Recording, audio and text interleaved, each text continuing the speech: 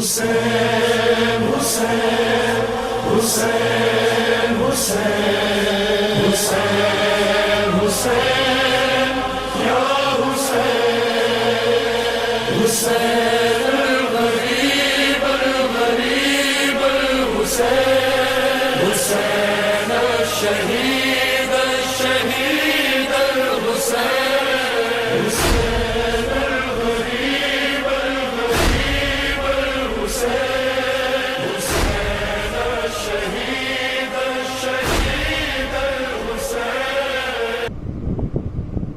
لا حول ولا قوة إلا بالله العلي العظيم.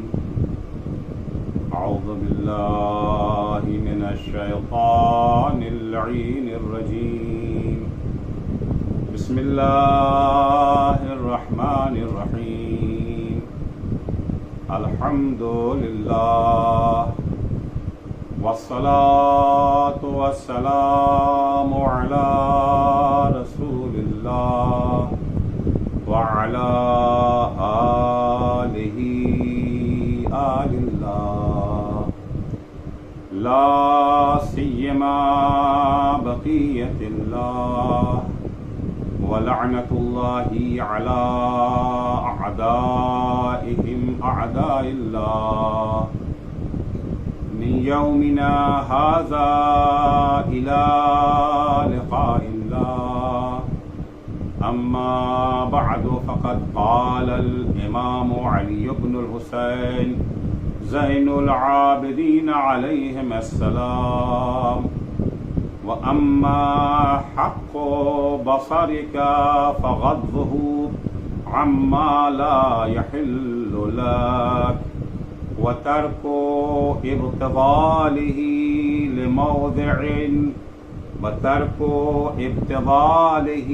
إلا لموضع عبرة تستقبل بها بصرا أو تستفيد بها علما فإن البصر باب الاعتبار. امام زین العابدین سید الساجدین علی بن الحسین علیہم السلام انسانی حقوق کا منشور پیش کرتے ہوئے ایک دوسرے کا حق بیان کرتے ہوئے امام علیہ السلام نے ان حقوق کے نفاذ کی ضمانت بھی بیان کی ہے، کیونکہ صرف انسانی حقوق کا بیان کر دینا، انہیں کاغذوں پر لکھ دینا، انہیں قانونی شکل دے دینا ہی کافی نہیں ہے. جب تک انہیں نافذ نہ کیا جائے، نفاذ بھی ہر حال میں، ہر صورت میں، ہر جگہ پر، بعض جگہوں کے اوپر اس کو نافذ کرنے کی کوشش کی جائے، بعض جگہوں پر اس سے چشم پوشی اختیار کر لی جائے، ایسا نہ ہو. حالات کیسے ہی ہوں، شخصیت کوئی بھی ہو، چھوٹا ہو بڑا ہو، ہر انسان کے لیے ان حقوق کی رعایت ضروری ہے. اسے نافذ کریں، عمل میں لائیں. یہ اللہ کے حق کی معرفت اور اس کے حق کی ادائیگی کے بغیر ممکن نہیں ہے. امام علیہ السلام صرف انسانی حقوق کو بیان ہی نہیں کر رہے بلکہ اس کے نفاذ کی ضمانت بھی دے رہے ہیں. نفاذ کی ضمانت کیا ہے؟ نفاذ کی ضمانت اللہ کے حق کو پہچاننا اور اللہ کے حق کو ادا کرنا. اگر کوئی انسان اللہ کے حق کو پہچان لے اور اس کے حق کی ادائیگی کے لیے کمر بستہ ہو جائے، ناممکن ہے کہ وہ کسی انسان کے حقوق پر تجاوز کرے، کسی انسان کے حقوق کو اپنے قدموں تلے پامال کرنے کے بارے میں تصور بھی کرے. پامال کرنا تو دور کی بات ہے. امام علیہ السلام نے اللہ کا حق یہ بیان کیا کہ اس کا حق یہ ہے کہ صرف اور صرف اسی کی عبادت کرو، صرف اور صرف اسی کی اطاعت کرو، اس کی عبادت و اطاعت میں کسی کو شریک قرار نہ دو، حتیٰ اپنے نفس۔ اللہ کا حق بیان کرنے کے بعد امام علیہ السلام نے جب انسانی حقوق کو بیان کرنا شروع کیا تو سب سے اہم حق انسانی حقوق کے سلسلے میں انسان کا خود اپنی ذات پر کیا حق ہے، اس کی نفس کا اس پر کیا حق ہے، اس کو امام علیہ السلام نے بیان کیا تھا۔ اور جب انسان کی نفس کا حق بیان کرنا شروع کیا تو جو اعضاء و جوارح ہمارے بدن میں ہیں، یہ اعضاء و جوارح نہیں ہیں، یہ وہ ذرائع ہیں، یہ وہ وسیلے ہیں جنہیں اللہ نے ہمیں کمال حاصل کرنے کے لیے عطا کیا ہے۔ ان کا حق کیا ہے؟ زبان کا حق کیا ہے، کان کا حق کیا ہے، آنکھ کا حق کیا ہے، ہاتھ کا حق کیا ہے، پیروں کا حق کیا ہے؟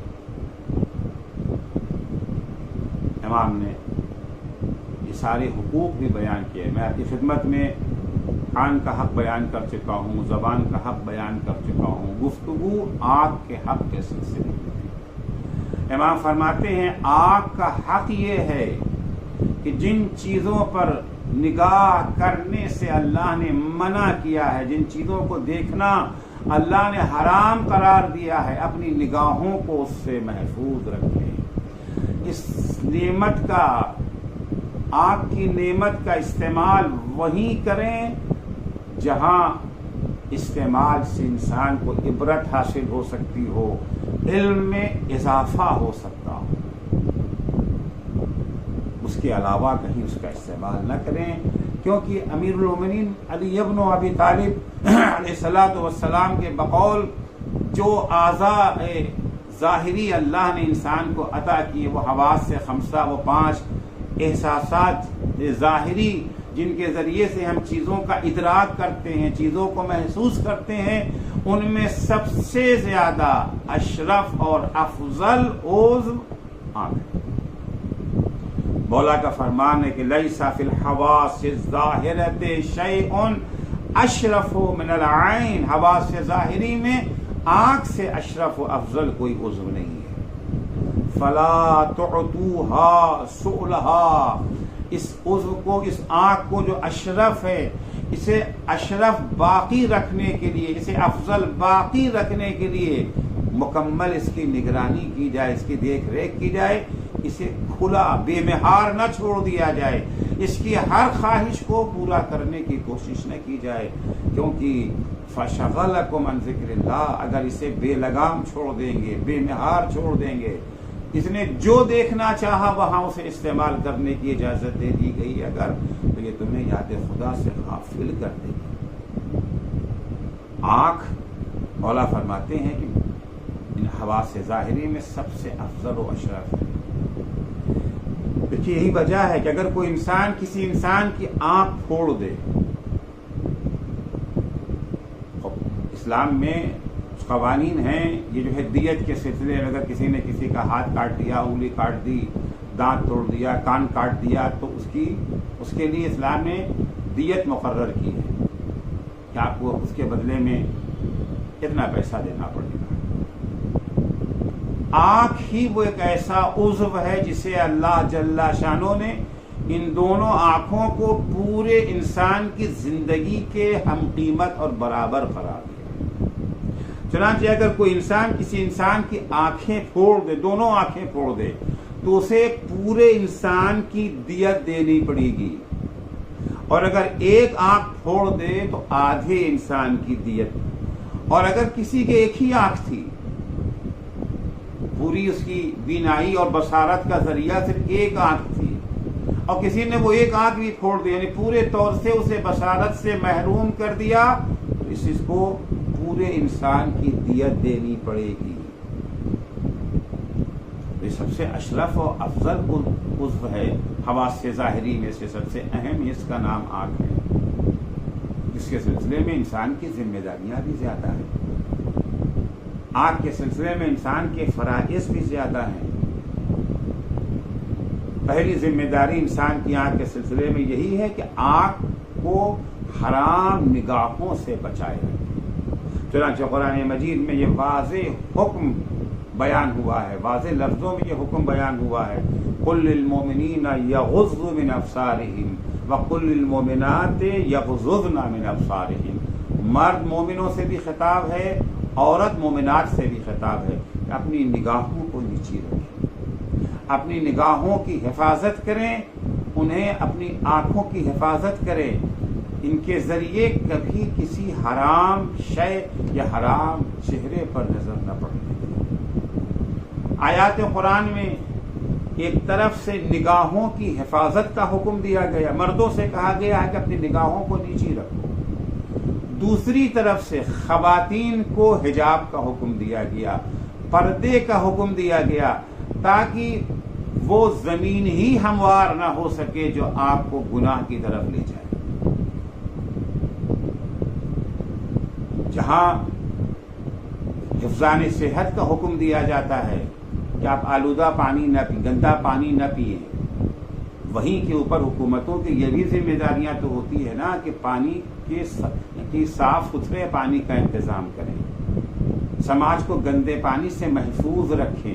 چنانچہ قرآن مجید نے جہاں حرام نگاہوں سے اجتناب کا حکم دیا اور کہا کہ نگاہوں کو نیچی رکھو، وہیں خواتین کو حجاب کرنے کا بھی حکم دیا۔ دونوں کی ذمہ داری ہے، ان کی ذمہ داری ہے نگاہوں کو نیچی رکھیں، ان کی ذمہ داری ہے کہ حجاب کریں، کیونکہ معاشرے میں تو ہر طرح کے افراد ہوتے ہیں نا، سب قوی الایمان تو نہیں ہیں، سب حضرت یوسف نہیں ہیں کہ لاکھوں زلیخائیں سامنے آ جائیں مگر ان پر کوئی فرق نہیں پڑتا۔ اتنا قوی ہے ان کا ایمان، اتنا مستحکم ہے ان کا ایمان کہ کوئی بھی زلیخا ان کے شیشے زہد کو توڑنے میں کامیاب نہیں ہو سکتی ہے۔ لیکن سب تو حضرت یوسف نہیں ہیں، سب کا ایمان تو اتنا قوی نہیں ہے، لہذا خداوند متعال نے گناہ کی زمین کو بھی ناہموار کرنے کا حکم دیا کہ گناہ کی زمین ہموار نہ رہے، اسباب گناہ کو بھی دور کیا جائے، لہذا خواتین کو حکم دیا گیا کہ وہ حجاب اختیار کریں۔ البتہ حجاب کے سلسلے میں بعض لوگوں کی طرف سے شکوک و شبہات بھی پیدا کیے جاتے ہیں، بعض لوگوں کی طرف سے یہ شوشہ چھوڑا گیا، یہ شوشہ چھوڑا جاتا ہے کہ حجاب اسلامی قانون نہیں ہے بلکہ حجاب ایک عربی رسم و رواج ہے، یہ عربوں کی رسم تھی حجاب کرنا، ان کے درمیان میں حجاب رائج تھا۔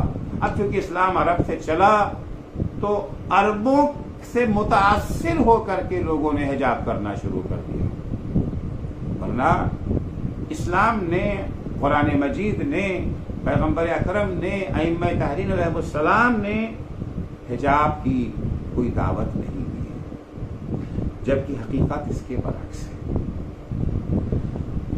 دیکھیے، وہ چاہے قدیمی ایران ہو یا قدیمی ہندوستان ہو یا روم ہو، وہ تمام قومیں جہاں تہذیب و ثقافت پائی جاتی تھی، ایسا نہیں ہے کہ حجاب عربوں سے ہندوستان میں آیا، حجاب عربوں سے ایران میں آیا۔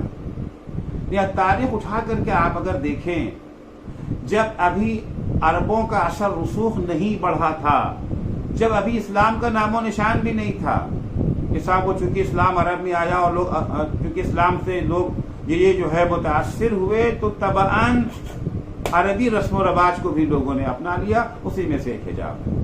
نہیں، آپ تاریخ اٹھا کر کے دیکھیں، قدیمی ایران، قدیمی ہندوستان، روم اور وہ تمام قومیں جہاں تہذیب و ثقافت پائی جاتی تھی، سب کے یہاں ایک قسم کا پردے کا رواج تھا۔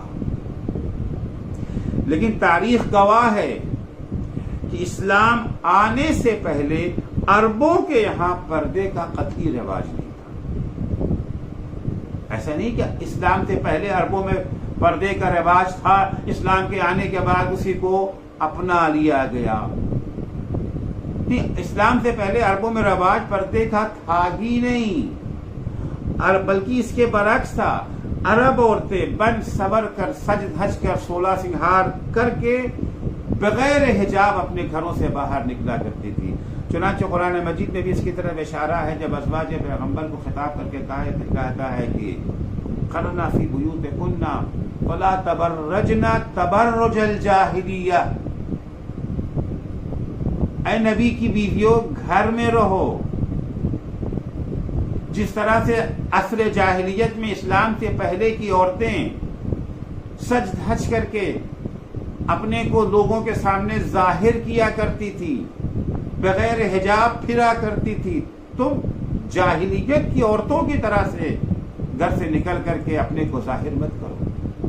جس کا مطلب ہے کہ اسلام سے پہلے قرآن کی آیت بھی گواہ ہے، تاریخ بھی گواہ ہے کہ اسلامی تعلیمات سے پہلے عربوں میں حجاب کا رواج تھا ہی نہیں کہ یہ کہا جائے کہ چونکہ اسلام کو لوگوں نے قبول کیا، اسلام عرب سے آیا، لہذا ساتھ ساتھ لوگوں نے عربی تہذیب کو بھی اپنا لیا اور عربی تہذیب میں پردہ شامل تھا۔ یہ پردہ خالص اسلامی حکم ہے۔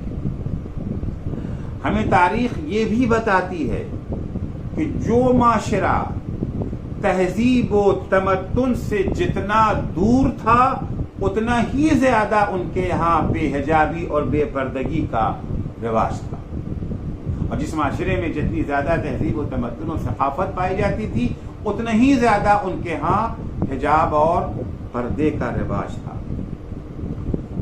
ہمارے فقہی احکام میں بھی اس کا صاف اثر نظر آتا ہے۔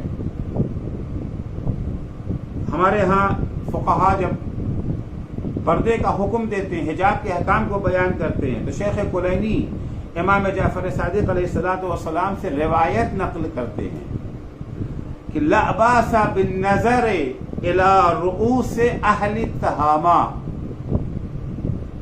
حجاب کا حکم ہے، عورتیں حجاب کریں، اپنے سروں کو ڈھانکیں، بدن کو ڈھانکیں، اور مرد مومنوں کی ذمہ داری اور ڈیوٹی یہ ہے کہ ان کے نہ سر کے بال کو دیکھیں نہ ان کے بدن کے اوپر نگاہ ڈالیں۔ اس میں کس استثناء قرار دیا گیا کہ وہ عورتیں جو بدو عورتیں ہیں، بدو عورتیں، وہ جو تہذیب و تمدن سے دور عورتیں تھیں، ان کے سر پر نظر ڈالنے میں کوئی حرج نہیں ہے، البتہ نگاہ شہوت نہیں ہونی چاہیے۔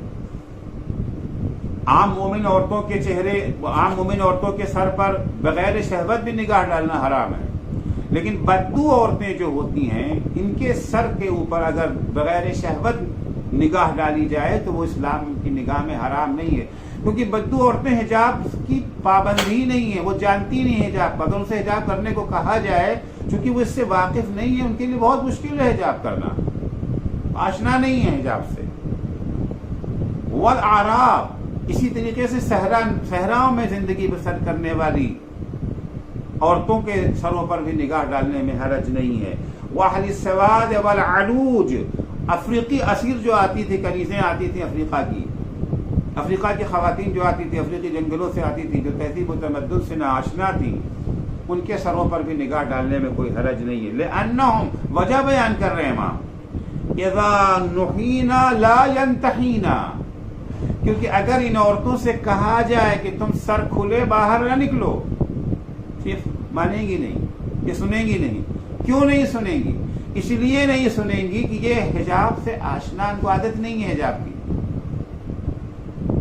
ان کو ایک عجیب سا لگتا ہے سر کو ڈھانکنا، کیونکہ یہ تہذیب و تمدن سے دور خواتین تھی۔ یہ روایت اس بات کی گواہ ہے کہ سواد و علوج یعنی افریقی علاقے سے لائے جانے والی کنیزیں حجاب سے واقف ہی نہیں تھیں، اگر ان سے حجاب کے لیے کہا جاتا تھا تو وہ نہیں کر پاتی تھی، کیونکہ یہ لوگ تہذیب و تمدن سے دور تھیں۔ اس روایت سے ہمیں اس تاریخی حقیقت کا پتہ چل جاتا ہے کہ حجاب جاہلیت عرب کی دین کی دین نہیں ہے، بلکہ بے حجابی تہذیب و ثقافت سے بیگانگی کی پیداوار ہے، ورنہ ثقافت تو تہذیب کی دین حجاب اور پردہ ہے۔ حجاب عربوں کی تاثیر نہیں ہے، بلکہ اسلامی قانون ہے، اللہ کا حکم ہے، اور اس قانون کا بھی وہی معیار ہے جو دوسرے تمام اسلامی قوانین کا معیار ہے۔ اسلام کے سارے قوانین اس بنیادی نقطے کو مد نظر رکھتے ہوئے بنائے گئے ہیں کہ انسان اپنی خلقت میں تمام موجودات اور حیوانات سے ممتاز ہے. یہ بنیادی نقطہ ہر قانون میں موجود ہے. جو قانون بھی اللہ جل شانہ نے بنایا ہے اس بنیادی نقطے کو مد نظر رکھتے ہوئے کہ انسان تمام مخلوقات سے افضل ہے. لقد کرمنا بنی آدم فضلناہم علی کثیر ممن خلقنا تفضیلا. یہ اصل ہے. انسان کو اشرف المخلوقات ہونا ہے.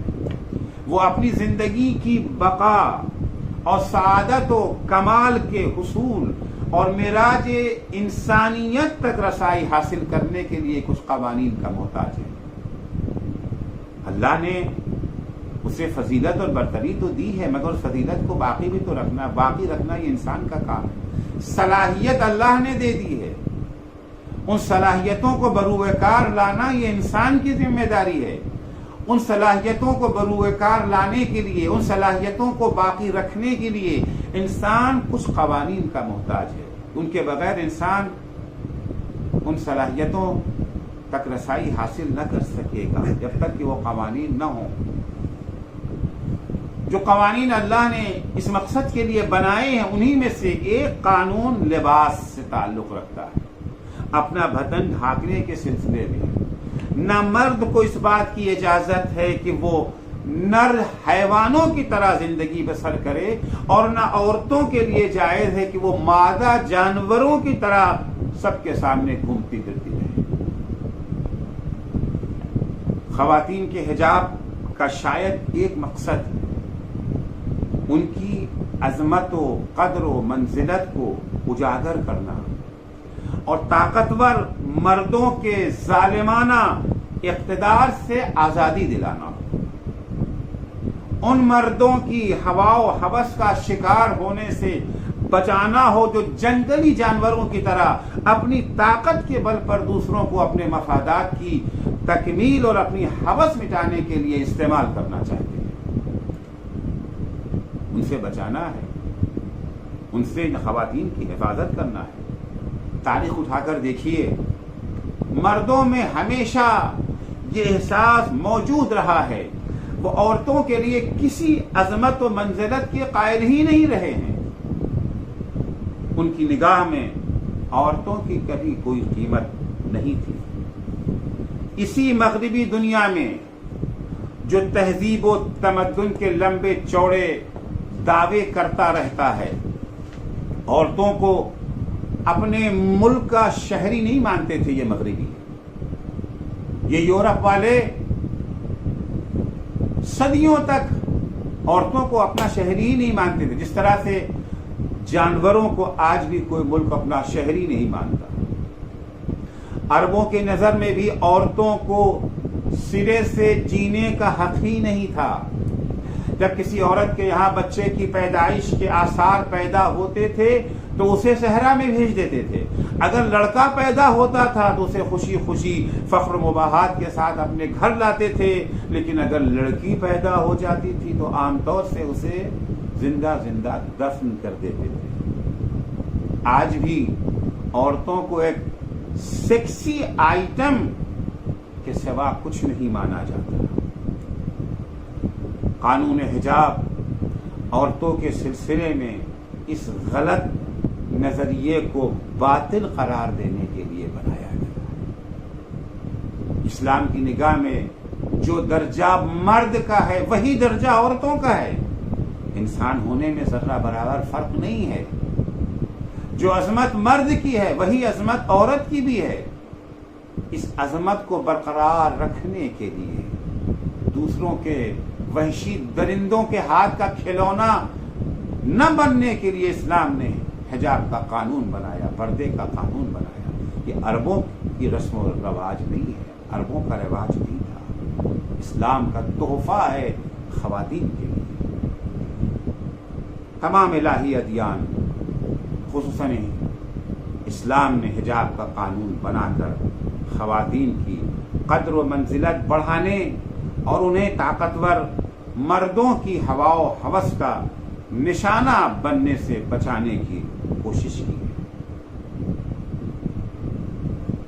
اسلام کی نظر میں فیملی لائف کی بہت اہمیت ہے، خاندان کی بہت اہمیت ہے، کنبے کے تحفظ کی بہت اہمیت ہے، افراد اور معاشرے کا سکون اور عورت مرد کی ترقی مہر و محبت سے لبریز خوشحال فیملی، خوشحال کنبے سے وابستہ ہے۔ اگر سماج میں خوشحال فیملی نہیں پائی جاتی، خوشحال کنبہ نہیں موجود ہے، ناممکن ہے کہ اس سماج کے افراد آگے بڑھ سکیں، ترقی کر سکیں۔ البتہ انسانیت میں آگے بڑھنے کی بات کر رہا ہوں، حیوانیت اور درندگی میں نہیں۔ اسلام ہر اس چیز کے خلاف ہے جس سے فیملی ٹوٹ سکتی ہو، جس سے کنبے کا چین و سکون چھن سکتا ہے۔ فیملی کے استحکام اور اس کے سکھ چین کی حفاظت کا ایک ذریعہ حجاب کی رعایت ہے۔ حجاب کی رعایت نہ کرنا، محرم و نامحرم کا لحاظ کیے بغیر بے باکانہ طریقے سے عورت مرد کا ایک دوسرے سے ملنا جلنا خاندانوں کے ٹوٹنے اور فیملی لائف کے بکھرنے کا ایک اہم سبب ہے۔ آپ دیکھیں جتنی بے حجابی بڑھتی جا رہی ہے، جتنا بے پردگی میں اضافہ ہوتا جا رہا ہے، اتنی ہی طلاق کی شرح بھی بڑھتی جا رہی ہے، اتنے ہی خاندانوں کے ٹوٹنے اور بکھرنے کی خبروں میں بھی اضافہ ہوتا جا رہا ہے۔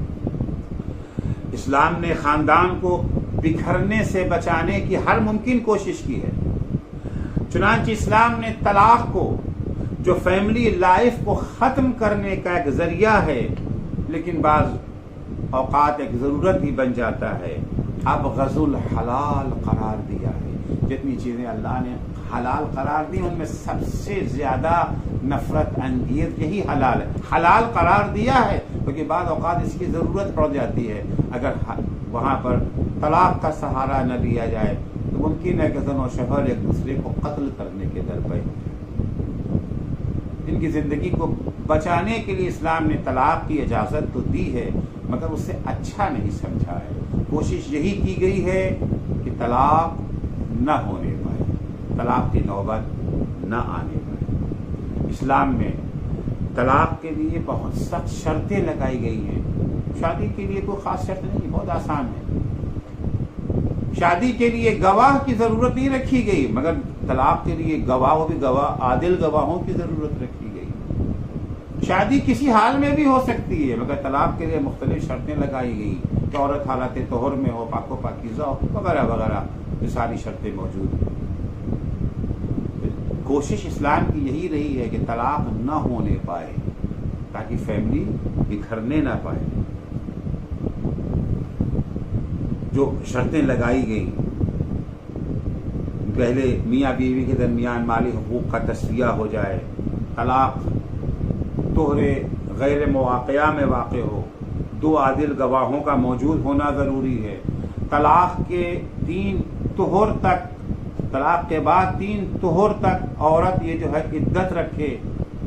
عدت صرف طہارت نسل کے لیے نہیں ہے، کیونکہ قرآن مجید اس کا ایک اور فلسفہ بھی بیان کرتا ہے کیوں عدت رکھوائی گئی ہے۔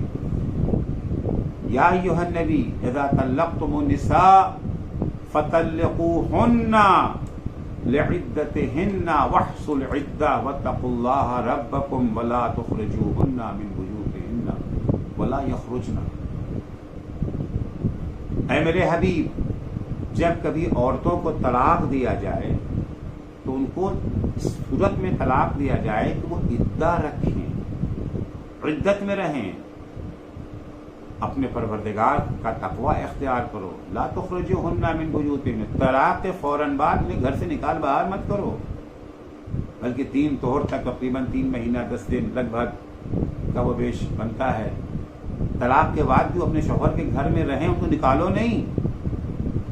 جیسے طلاق سے پہلے ان کا نا نفقہ دیا جاتا تھا، طلاق کے بعد بھی ان کا نا نفقہ دیا جائے، انہیں گھر میں رکھا جائے. ولا یخرجنا، نہ انہیں نکالا جائے نہ وہ خود نکلیں. طلاق کے بعد بھی وہاں رکھ الا ان یاتینا بفاحشۃ مبینہ، مگر کہ کوئی آشکار گناہ ایسا انجام دے دے جس کی بنا پر انہیں گھر سے نکال باہر کیا جائے. تلک حدود اللہ، یہ اللہ کی طرف سے مقرر کی ہوئی حدیں ہیں. ومن یتعد حدود اللہ فقد ظلم نفسہ، اور جو اللہ کی حدود سے تجاوز کرتا ہے اس نے بالحقیقت اپنے نفس پر ہی ظلم کیا ہے. لا تدری لعل اللہ یحدث بعد ذلک امرا، تمہیں کیا معلوم شاید اللہ طلاق کے بعد کوئی نئی صورتحال پیدا کر دے. تو طلاق سے اس لیے نہیں تھا کہ پتہ، وہ عدت سے اس لیے نہیں ہے کہ پتہ چل جائے کہ عورت حاملہ ہے یا نہیں ہے، بلکہ طلاق کے بعد عدت اس لیے ہے کہ شاید اس 3 مہینے میں دوبارہ دونوں کو اپنی غلطی کا احساس ہو جائے. 3 مہینے کے دوران پشیمان ہو جائیں، شرمندہ ہو جائیں اور اپنے کیے پر پچھتا کر کے دوبارہ ایک دوسرے کے ساتھ رہنے کے لیے آمادہ ہو جائیں. ہوتا ہے اکثر انسان بعض اوقات غصہ رہتا ہے، فلاں ہے، جذبات میں آ کر کے غصے کی آگ ٹھنڈی نہیں ہو پائی تھی اور طلاق ہو گیا. نہیں، 3 مہینہ رہنے کے بعد جدا رہنے کے بھی حالات کے انجام کو دیکھ لیا، پشیمان ہو گئے. اس ایام عدت میں اگر چاہیں تو بغیر نکاح کے دوبارہ یہ جو ہے ایک دوسرے کے ساتھ رہ سکتے ہیں، مل سکتے ہیں اور خود بخود طلاق ختم ہو جاتا ہے. اسلام کی پوری کوشش یہی رہی ہے کہ خاندان بکھرنے نہ پائے، فیملی ٹوٹنے نہ پائے. اسلامی شریعت اور اس کے قوانین اللہ جل شانہ کی طرف سے بذریعہ وحی نازل ہوئے ہیں اور ان میں انسان اور انسانی سماج کی فلاح و بہبود کے لیے ساری مصلحتیں نگاہ میں رکھی گئی ہیں. ان قوانین میں انسانی فلاح و بہبود کی مصلحتیں پوشیدہ ہوتی ہیں. حجاب کا قانون بھی بہت ساری مصلحتوں کو مد نظر رکھ کر بنایا گیا ہے. ان میں سے ایک مقصد، ایک فائدہ حجاب کا فیملی لائف کو مستحکم اور خوشگوار بنانا ہے.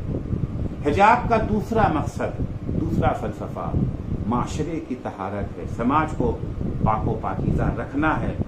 قرآنی آیتیں گواہ ہیں کہ حجاب کا ایک اہم فائدہ سماج کی طہارت اور دلوں کی پاکیزگی ہے. چنانچہ قرآن مجید میں ارشاد ہوتا ہے کہ قل للمؤمنین یغضوا من ابصارہم ویحفظوا فروجہم ذالک ازکی لہم. میرے حبیب مومنوں سے کہہ دیجئے کہ اپنی نگاہوں کو نیچی رکھیں اور عفت و پاک دامنی کی حفاظت کریں، یہی ان کے لیے سب سے زیادہ پاکیزگی کا سبب اور پاکیزگی کا ذریعہ ہے. دوسری آیت میں ہے کہ یا ایھا النبی قل لازواجک وبناتک ونساء المؤمنین یدنین علیہن من جلابیبہن ذالک ادنی ان یعرفن فلا یؤذین. سورہ احزاب آیت 59. اے میرے حبیب اپنی بیویوں سے بھی کہہ دیجئے، اپنی بیٹیوں سے بھی کہہ دیجئے، مومنین کی خواتین سے بھی کہہ دیجئے. کیا کہہ دیجئے؟ یدنین علیہن من جلابیبہن، کہ وہ اپنی چادر اپنے اوپر ڈالے رہیں. ذالک ادنی ان یعرفن، یہ ان کی پہچان کے لیے بہترین اور قریب ترین ذریعہ ہے. شناخت تو شرافت سے قریب ترین ہے یہ چیز ہے کہ حجاب. فلا یؤذینا، حجاب کریں تاکہ انہیں اذیت نہ ہو. وکان اللہ غفورا رحیما، اللہ بہت بخشنے والا اور اللہ بہت رحم کرنے والا ہے. اس آیت کا اہم نقطہ یہ ہے کہ حجاب کی رعایت خاندانی شرافت کی دلیل ہے اور بے حجابی پس خاندان سے تعلق رکھنے کی علامت ہے. حجاب کریں تاکہ پہچانی جائیں، ان کی شناخت ہو سکے کہ یہ عورتیں شریف خاندان سے تعلق رکھنے والے. پہلی آیت میں حجاب کو عفت و پاکدامانی کا ذریعہ بتایا گیا تھا. یغضوا من ابصارہم یحفظوا فروجہم. حجاب کا نتیجہ کیا ہے؟ حجاب کا نتیجہ عفت و پاکدامنی ہے. اور یہاں کے اوپر اس آیت میں بتایا جا رہا ہے کہ حجاب کے ذریعے سے ان کی خاندانی شرافت کی پہچان ہو سکے گی. حجاب کا، پردے کا ایک اور اثر، ایک فائدہ یہ ہے، قلب طیب و طاہر ہو جاتے ہیں. طہارت قلب کا باعث بنتا ہے یہ حجاب. سورہ احزاب کی آیت نمبر 53 میں ارشاد ہوتا ہے اذا سألتموهن متاعا فاسألوهن من وراء حجاب. جب بھی عورتوں سے رشتہ قائم کرتے ہو، رابطہ قائم کرتے ہو، بہرحال مرد و عورت ایک دوسرے سے، ایسا نہیں ہے کہ رشتہ قائم ہی نہیں ہو سکتا ہے، نہیں، بعض اوقات ضرورت پڑتی ہے، مرد و عورت کے درمیان رابطے کی ضرورت پڑتی ہے.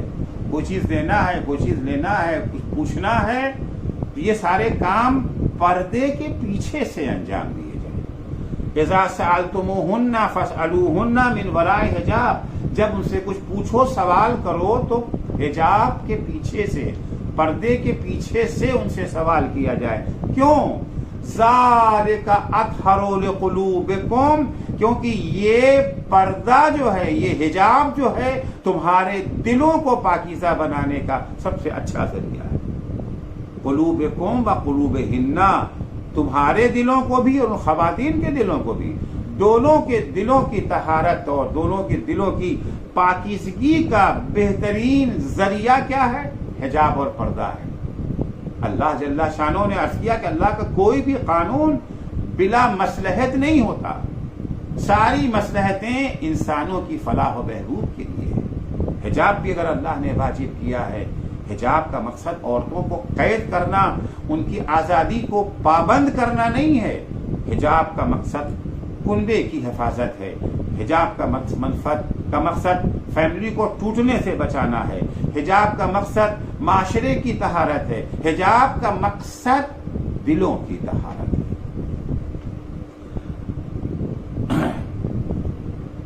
یہاں بچوں نے کہا کہ اذا سألتموهن، سوال کو بطور مثال پیش کیا گیا ہے کہ اگر سوال کرو. اصل مقصد یہ ہے کہ عورتوں اور مردوں کو اس طرح سے خلط مت نہیں ہونا چاہیے جو فتنہ و فساد کا باعث ہو. اور جب نبی کے گھر میں جائز نہیں ہے تو دوسروں کے گھر میں کیسے جائز ہو جائے گا.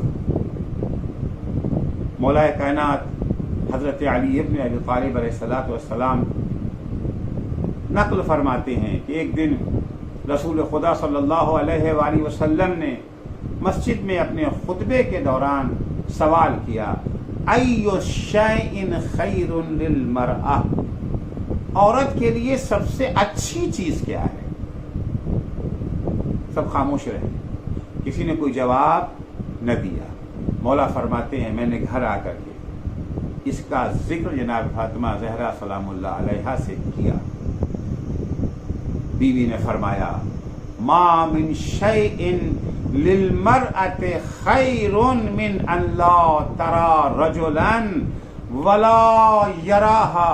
عورت کے لیے اس سے بہتر کوئی چیز نہیں ہو سکتی ہے کہ نہ وہ کسی مرد کو دیکھے نہ کوئی دوسرا مرد اسے دیکھے. مولا فرماتے ہیں میں نے یہ جواب حضرت کی خدمت میں پیش کیا. آپ نے یہ جواب سن کر کے فرمایا صدقت، سچ کہا فاطمہ نے، انہا بضعۃ منی، فاطمہ میرا ٹکڑا ہے، فاطمہ میرا جزو ہے، فاطمہ میرا جزو ہے. میں کون؟ پیغمبر کون ہے؟ ما محمد الا رسول، پیغمبر رسول کے سوا کچھ نہیں ہے. اب اگر پیغمبر فرماتے ہیں بضعۃ منی، فاطمہ میرا ٹکڑا ہے، یعنی میری رسالت کا جزو ہے فاطمہ، میری رسالت کا ٹکڑا ہے فاطمہ. تو آپ کا ایک حق کیا تھا؟ آپ کا ایک حق یہ تھا کہ اسے ان چیزوں سے بچایا جائے، ان چیزوں پر نگاہ کرنے سے بچایا جائے جس پر نگاہ اللہ نے حرام قرار دی ہے، اسے دیکھنے کی اللہ نے اجازت نہیں دی. دوسرا حق جو امام علیہ السلام نے بیان فرمایا وہ یہ تھا کہ آنکھ کا استعمال وہاں کیا جائے جہاں انسان کو عبرت مل سکے. دنیا پر اگر نظر ڈالنا ہے تو دنیا پر نظر اس لیے نہیں ڈالنا ہے کہ دنیا کی چمک دمک کے پیچھے بھاگیں، اس کے اسیر بن جائیں، اس کے عاشق بن جائیں، بلکہ دنیا پر عبرت حاصل کرنے کی غرض سے نظر ڈالیں. کچھ سیکھنے کے لیے دنیا کی چیزوں کو دیکھیں. اگر کوئی اچھی چیز نظر آ جائے تو اسے اپنی زندگی کا طریقہ سنوارنے کے لیے اپنا معلم بنا لیں. اگر کوئی بری اور ناپسندیدہ چیز نظر آ جائے تو اپنی زندگی میں اس سے دوری اختیار کرنے کے لیے اسے تنبیہ و عبرت کا ذریعہ بنا لیں. لیکن بہت سے لوگ ان سے عبرت و سبق حاصل کرنے کے بجائے بے توجہی کے ساتھ آگے بڑھ جاتے ہیں. مولا کائنات حضرت علی بن ابی طالب علیہ الصلوۃ والسلام فرماتے ما اکثر العبر و اقل الاعتبار. کتنے ہی ایسے افراد ہیں، اکثر واقعات دنیا میں جو ہوتے ہیں اکثر واقعات عبرت آموز ہوتے ہیں. عبرت آموز واقعات تو بہت ہیں مگر عبرت حاصل کرنے والے کم ہیں. لوگ ان واقعات کو دیکھتے ہیں، دیکھ کر کے آگے بڑھ جاتے ہیں. بڑا خوبصورت سا واقعہ ہے ایران کے مشہور شاعر سعدی کے سلسلے میں، کس طرح سے انسان عبرت حاصل کرتا ہے. عید کا دن تھا، سعدی کے پاس اتنا پیسہ نہیں تھا کہ نیا کپڑا نیا جوتا خریدتے. عیدگاہ جانا ہے، مجبوراً اپنا پرانا جوتا پہنے ہوئے گھر سے باہر نکلے. قبیدہ خاطب تھے، رنجیدہ تھے، میں اتنا بڑا شاعر، اتنی بڑی شخصیت ہونے کے باوجود میرے پاس اتنا پیسہ نہیں ہے. گھر سے باہر نکلے، راستے میں ایک شخص نظر آیا جس کے پیر ہی نہیں تھے. اسے دیکھتے ہی فوراً سعدی سجدے میں گر پڑے کہ پالنے والے تیرا شکر ہے کہ میرے پاس پیر تو موجود ہیں. ٹھیک ہے پیر میں نیا جوتا نہیں ہے لیکن کم سے کم پیر تو موجود ہیں. اس بندے خدا کے پاس تو پیر بھی نہیں ہے. اسے کہتے عبرت حاصل کرنا، عبرت آموزی. انسان دنیا کے واقعات کو دیکھے. کتنے افراد تھے جنہوں نے دولت کمانے کے لیے حرام و حلال کی پرواہ نہ کی، آخر ان کا انجام کیا ہوا. کتنے افراد تھے جنہوں نے اپنی کرسی بچانے کے لیے، اپنا اقتدار مضبوط بنانے کے لیے ظالموں کی چوکھٹ پر جبہہ چھائی کی، ظالموں کی حمایت کیا، ان کی غلامی میں اپنا سب کچھ قربان کر دیا. مگر ان کا انجام کیا ہوا. ایران کے شاہ محمد رضا پہلوی کو دیکھے، عبرت حاصل کرے. عراق کے صدام حسین کو دیکھے، عبرت حاصل کرے. مصر کے حسنی مبارک کو دیکھے، عبرت حاصل کرے. کیا ہوا ان کا انجام؟ جن شیطانوں کے لیے انہوں نے اپنی زندگی وقف کر دی تھی، مشکل گھڑی میں انہوں نے ان کو ٹھوکر مار دیا. کمثل شیطان اذ قال للانسان اکفر فلما کفر قال انی بریء منک. شیطان کی پیروی کرتے ہوئے، شیطان کی تاثیر کرتے ہوئے انسان جب کفر اختیار کر لیتا ہے تو شیطان کو پھیر لیتا ہے. مشکل کی گھڑی میں کام نہیں آتے. اللہ نے یہ آنکھیں ہمیں اس لیے دی ہیں تاکہ ہم ان چیزوں کو دیکھنے کے بعد عبرت حاصل کریں. عبرت شر کی بھی ہوتی، عبرت خیر کی بھی ہوتی. برے افراد کا انجام دیکھ کر کے ان برائیوں سے بچنے کے لیے عبرت حاصل کریں. اچھے افراد کا انجام دیکھ کر کے ان کی اچھائیوں کو اپنانے کے لیے عبرت حاصل کریں. عزیزو، حر کا بھی انجام ہماری نگاہوں کے سامنے ہے، حرملا کا بھی انجام ہماری نگاہوں کے سامنے ہے. آنکھوں سے ان واقعات کو اگر پڑھتے ہیں، یا جن لوگوں نے اپنی آنکھوں سے زمانے میں ان دونوں کے انجام کو دیکھا تھا، صرف دیکھا تھا قصہ تمام نہیں، دیکھنے کے بعد عبرت حاصل کرے. حرملا کے راستے سے دور رہ کر کے تفکر کے راستے پر چلنے کی کوشش کریں۔ ہارون رشید نے امام موسیٰ کاظم علیہ السلام کو خط لکھا، اذنی و اوجز، مجھے نصیحت کیجیے، مگر مختصر لفظوں میں، لمبی چوڑی تحریر یا لمبی چوڑی تقریر نہیں۔ امام علیہ السلام نے ہارون رشید کے جواب میں یہ مختصر سی تحریر لکھی، ما من شیء تراہ عینک الا وفیہ موعظہ، ہارون یاد رکھ، جس چیز پر بھی تیری نظر پڑتی ہے وہ چیز تیرے لیے موعظہ ہے اور مقام عبرت ہے۔ اگر خیر پہ نظر پڑی ہے تو خیر کی عبرت حاصل کرو، شر پہ نظر پڑی ہے تو شر کی عبرت حاصل کرو۔ خیر سے عبرت حاصل کر کے خیر کو اپنانے کی کوشش کرو، شر سے عبرت حاصل کرتے ہوئے اپنے کو شر سے دور رکھنے کی کوشش کرو۔ تو آنکھ کے سلسلے میں آنکھ کا ایک حق یہ تھا کہ ان آنکھوں سے انہی چیزوں کو دیکھیں جسے اللہ نے حلال قرار دیا ہے، جنہیں حرام قرار دیا ہے وہاں کبھی آنکھ کا استعمال نہ کریں۔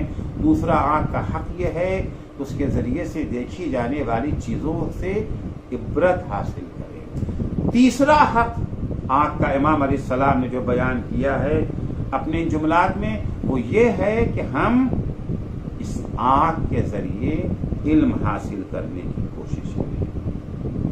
چنانچہ امام جعفر صادق علیہ السلام رسول خدا سے نقل فرماتے ہیں کہ اکثر الناس قیمتاً اکثرهم علما واقل الناس قیمتاً اقلهم علما۔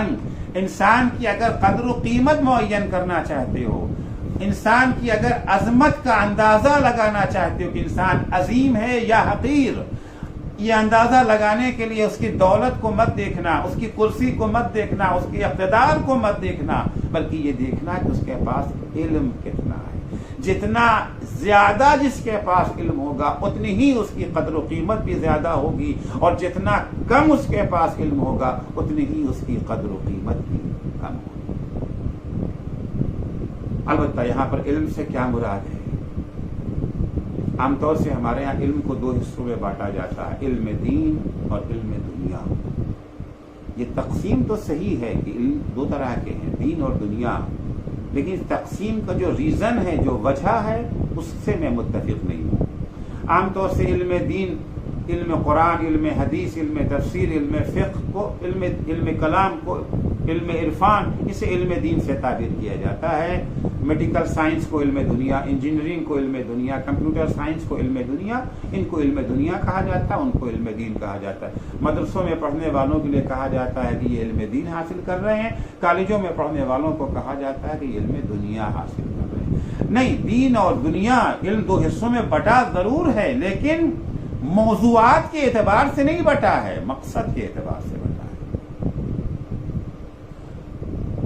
علم دین اور علم دنیا موضوع کے لحاظ سے نہیں ہے کہ علم فقہ علم دین ہے اور میڈیکل سائنس علم دنیا ہے، کہ اس کا موضوع علم طب ہے، اس کا موضوع یہ جو ہے فقہ ہے۔ مقصد کیا ہے فقہ حاصل کرنے کا؟ مقصد کیا ہے میڈیکل سائنس حاصل کرنے کا؟ ممکن ہے کہ میڈیکل سائنس علم دین بن جائے اور فقہ علم دنیا بن جائے۔ مقصد کیا ہے؟ اگر مقصد خدا کی خوشنودی حاصل کرنا ہے، رضائے خدا کے لیے بندگان خدا کی خدمت کرنا ہے، حصول علم کا مقصد تو یہ علم دین ہے۔ اور اگر اس کا مقصد مال و دولت حاصل کرنا ہے، شہرت و اقتدار حاصل کرنا ہے، لوگوں کی نگاہوں میں اپنے کو مقبول اور محبوب بنانا ہے، یہ علم دنیا ہے۔ چاہے وہ علم فقہ ہی کیوں نہ ہو، چاہے وہ علم کلام ہی کیوں نہ ہو، چاہے وہ علم حدیث ہی کیوں نہ ہو، لیکن اگر مقصد رضائے خدا ہے، خوشنودی خدا ہے، تو وہ علم دین ہے۔ چاہے وہ میڈیکل سائنس ہی کیوں نہ ہو، چاہے وہ انجینئرنگ ہی کیوں نہ ہو، کس لیے ڈاکٹر بن رہے ہیں؟ رضائے خدا کے لیے، اللہ کے بیمار بندوں کو شفا عطا کرنا ہے، تاکہ وہ شفا یاب ہو کر کے اپنے اللہ کی اطاعت کر سکیں اور اللہ کے بندوں کی خدمت کر سکیں۔ انجینئر کس لیے بن رہے ہیں؟ رضائے خدا کے لیے، بندگان خدا کے لیے ایسے گھر بنا دیں جس میں وہ سردی، گرمی، جانوروں، چور، ڈاکو، زلزلے، طوفان سے اپنے کو محفوظ رکھ سکیں. خوشنودی ہے خدا کی. پیغمبر اکرم صلی اللہ علیہ وآلہ وسلم کی حدیث ہے: من اراد العلم لجباہی بہ السفہاء او لیتباہی بہ العلماء او یصرف وجوہ الناس الیہ فلیتبوأ مقعدہ من النار. جو علم اس لیے حاصل کرتے ہیں تاکہ جہلا کے اوپر دھونس جما سکیں، علماء کو مغلوب کر سکیں، لوگوں کی توجہ اپنی جانب کھینچ سکیں، اس علم کے ذریعے سے دولت و ثروت حاصل کر سکیں. مقصد رضائے خدا نہیں ہے، مقصد شہرت حاصل کرنا ہے، مقصد لوگوں کو مرغوب کرنا ہے، مقصد اپنی عظمت کا لوہا منوانا ہے. پیغمبر فرماتے ہیں ایسا انسان اپنی جگہ جہنم میں تلاش کرے. بہت سارے افراد تھے. کل کے مجلس میں نے عرض کیا تھا نا، وہ خطیب جو خطبہ جمعہ دے رہا تھا، جو بنی امیہ کی چاپلوسی کر رہا تھا، کیا وہ جاہل تھا؟ عالم تھا. کون سا علم اس نے حاصل کیا تھا؟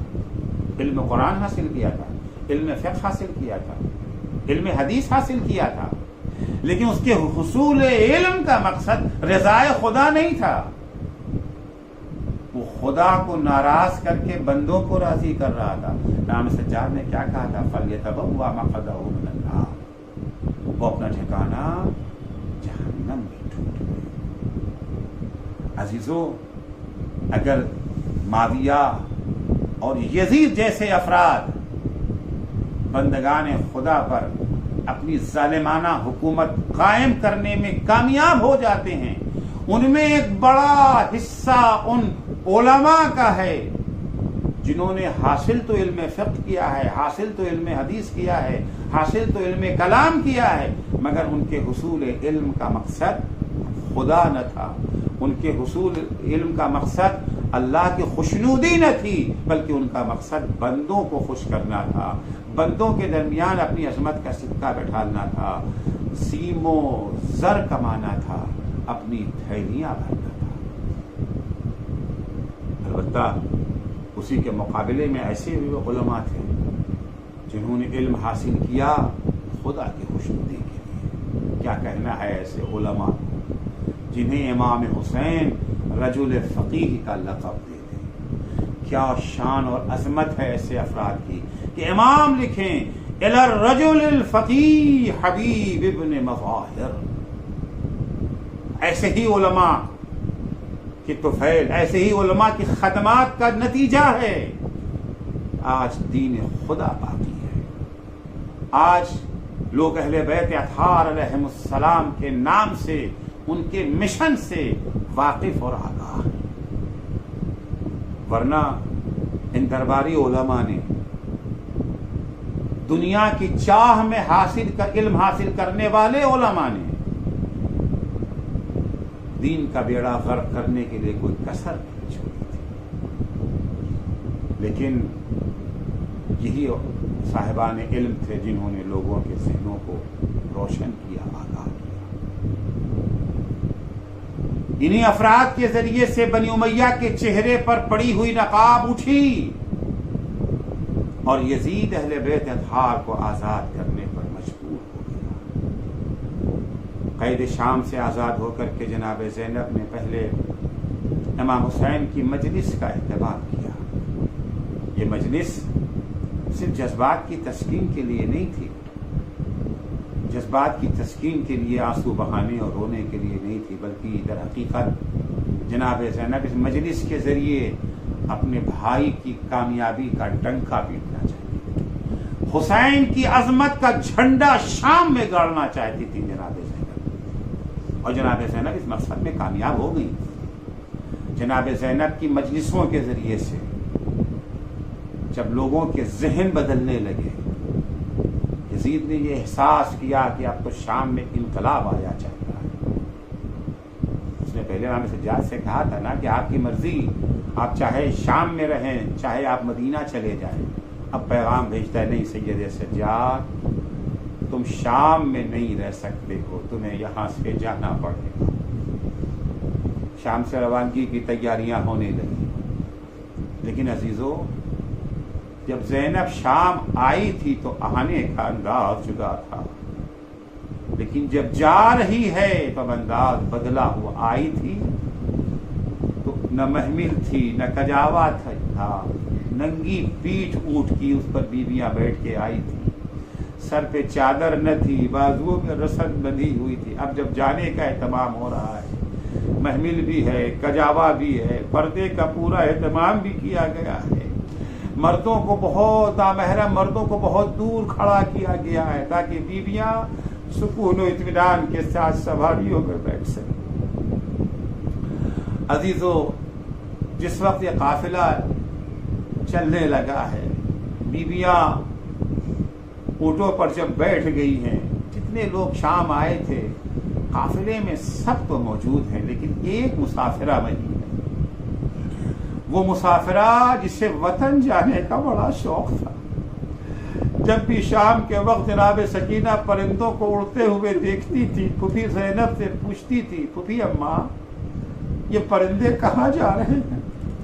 جناب زینب فرماتی تھی، بیٹا سکینہ شام ہو گئی ہے، یہ پرندے اپنے گھونسلوں کی طرف جا رہے ہیں، اپنے گھروں کو لوٹ رہے ہیں۔ سکینہ پوچھتی تھی، پھوپھی اماں ہم اپنے گھر کب جائیں گے؟ سب سے زیادہ جسے اپنے گھر جانے کی خواہش تھی، آج گھر واپسی کے وقت وہی مسافرہ اس قافلے میں شامل نہیں ہے۔ بیویوں کے دل بھر آئے، سکینہ کو یاد کر کے آنسو بہانے لگے۔ جناب زینب نے ان عورتوں سے جو رخصت کرنے کے لیے جناب زینب کو آئی تھی ان سے کہا، اے شام والیو، ہم تو شام سے جا رہے ہیں مگر تمہارے درمیان اپنا ایک قیمتی سرمایہ چھوڑے جا رہے ہیں، دیکھو سکینہ کی قبر پر آتے رہنا، اسے تنہا مت چھوڑ دینا۔